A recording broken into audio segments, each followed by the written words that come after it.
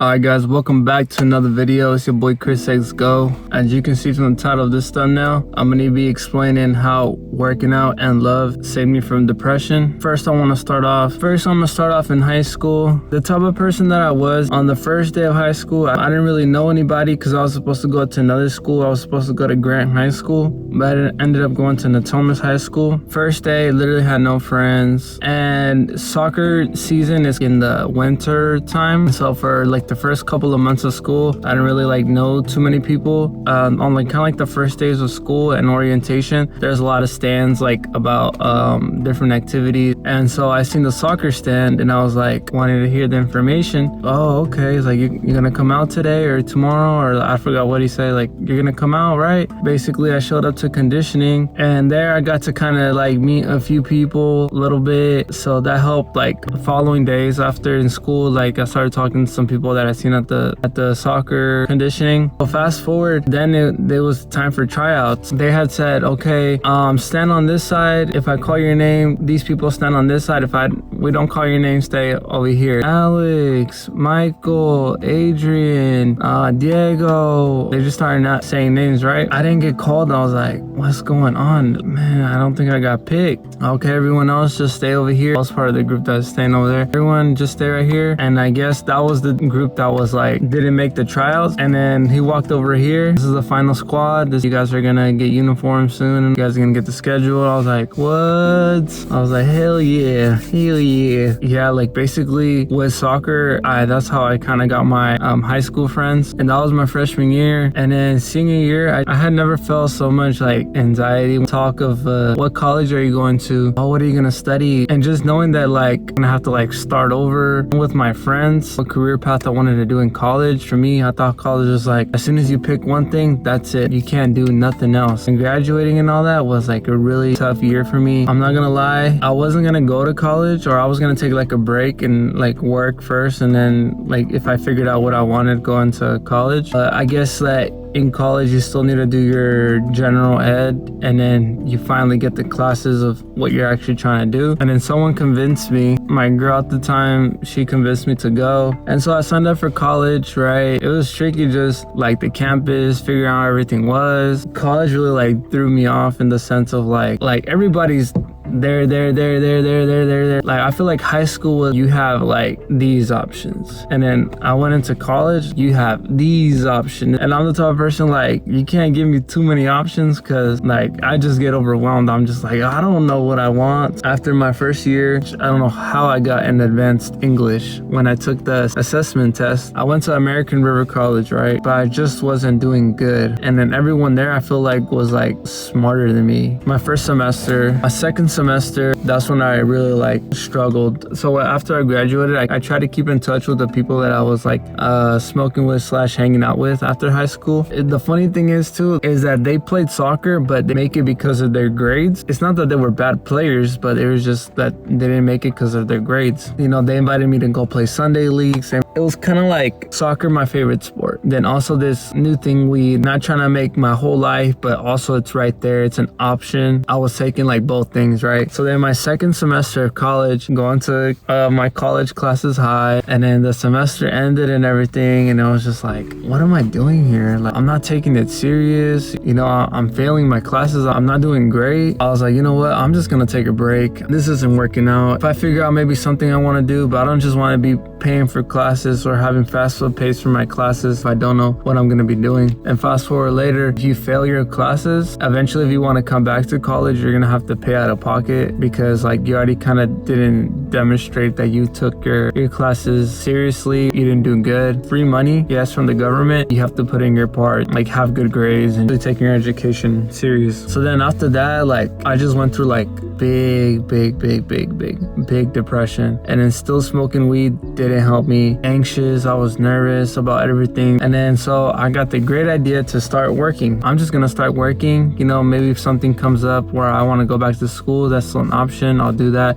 But I want to work as much as I can right now. So I went into work. Who would have thought I found more people in that job that smoked weed This is at a laundromat that I was working at. I remember I asked the guy, I was like, hey, do you smoke by chance? Because he kind of like looked like a guy like that smoked. I mean, there's just people that kind of look like that. He's like, oh yeah, so-and-so sells some. One of our coworkers. So then I started hanging out with him, started smoking with him, started going to work high too, not taking it serious. And they started messing with me with my work. While I was working at the laundromat, I was smoking, right? This is the time my parents had found out. And when my parents found out that I was smoking weed, oh my gosh. If you're Mexican, oh my gosh. Weed is to them is like literally like the worst thing in the whole wide world, right? So that just caused a lot of conflict with my folks. It's not bad, this and this. It's not crack or whatever, right? And then they're getting like in these big fights with them. So I told them, I was like, okay,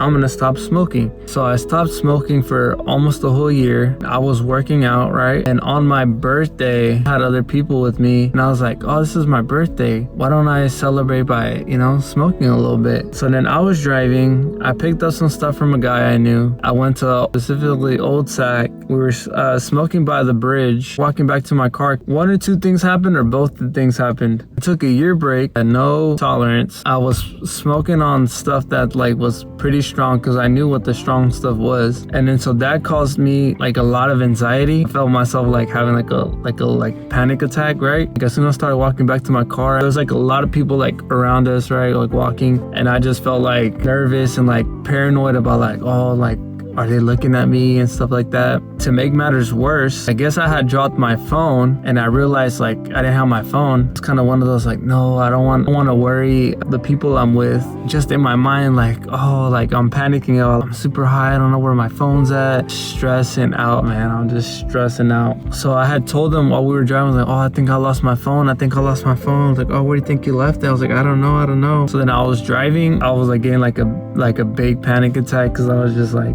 too high, right? I like pulled over, right? I like shut down, like I was like, damn, like no, like I was just like, no. It was bad, man. It was bad. I think my parents too picked me up that day. I was like, damn it. After my birthday, I was working. I was like, no, I'm gonna try it again. Because I was like, I'm a person that's like, if I get something wrong, I want to like get it right. And this is just not one of those that I wanted to get right. Because I was already smoking before. I was like, why did that happen? Why did I get like a whole ass panic attack and like paranoia and all that stuff? It's not the weed. It was just with me, I need to build my tolerance up. So then I started smoking again. I still like was getting like paranoid. So I think that trauma from that day was like kind of like following, like bringing back those memories. It was still happening, but I was like, maybe this is normal. Work, I remember this one time, like the machines, like they're all on, right? Like they're like big machines. And then I don't know why something was happening with the machine. They were stuck and all that. So then I just seen like all these switches. Maybe if I just switch all of them, something will something will fix it. So then I like switched all of them and I like turned off all the machines. He's like I'm talking like big machines. And then my coworker comes here, he like turns them back on for me. Like they already had shut down. It takes a little bit to like turn them back on. And then he's just like, go over there. And like, bro, I'm messing up. Like, what am I doing again? Like, this is a basic ass job and I can't even do this right. My energy levels like working out anymore. Because in that year that I like stopped like smoking, I was like going to the gym pretty consistently. I was getting some good muscle and everything was really good. But as soon as I started smoking again, my energy levels at work were like so bad. I could just tell like I was like just getting depressed by a lot of things that were happening in my life. I'm paranoid and anxious all the time didn't help. I wasn't even smoking sometimes and I would still feel like that. It's like a mentality, right? If like you do something long enough, it's gonna stick, kind of feel like that when you're not smoking or whatever, right? I told my parents, I was like more than anything mentally, so numbing. It was just so paralyzing, right? I was realizing, I was like, wow, I'm depressed. And this is a time that XXXTentacion, Lil Xan, Trippie Redd, like depressive like music was coming out. So listening to that music also wasn't helping. I feel like there was a time where like being depressed was like cool or whatever. It was cool, or it was normal to be depressed and all that. So then I got a good idea. I was like, you know what? I'm gonna get a puppy. So that I ended up getting like a husky puppy. He was the cutest thing thing ever, literally like the cutest thing ever, right? Helped me through my tough times that I was going through. But the biggest turning point was that I remember this one day, I forgot what it was, depressed. I wasn't finding like a lot of joys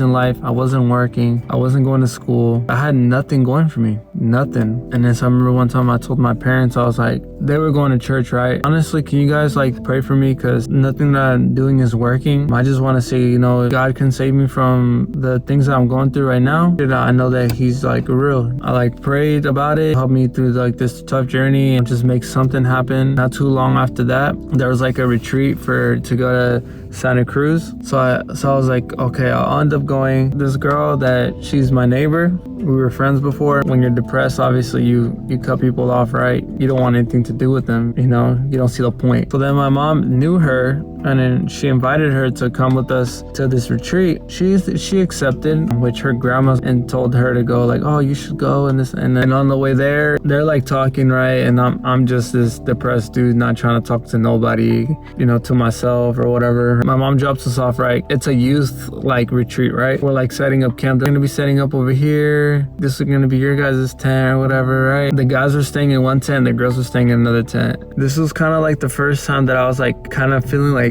better for some reason. We got there at night, sleep, and then wake up the next day. Where I'm waking up, the guys are on one side, the girls on another side. I guess it was an event with other churches, and then the event organizer has breakfast for other people. So we're on the way there, and then one of the girls tells me like, she likes you, or I was like, what? Likes me? Like, yeah, like she said that she's gonna eventually like marry you or something. I was like, what the hell? Can they take me out to dinner first? And then that girl turned out to be the girl that we were riding with. So then I'm just thinking about it like, wait, she was talking to the other girls about me, but we didn't even talk in the car or nothing, right? We do the breakfast, do activities, and fast forward. This is like nighttime now. They're having like a concert. They say like, oh, lift your hands up. You know, if there's a certain problem you just can't find a solution for, that problem is not for you. That problem is for you to give to God. Take all that weight by yourself, right? This concert's like in the sand. Cool. Like go with me. Like my neighbor walked up to me and told me, oh, go with me. I was just like, I was like,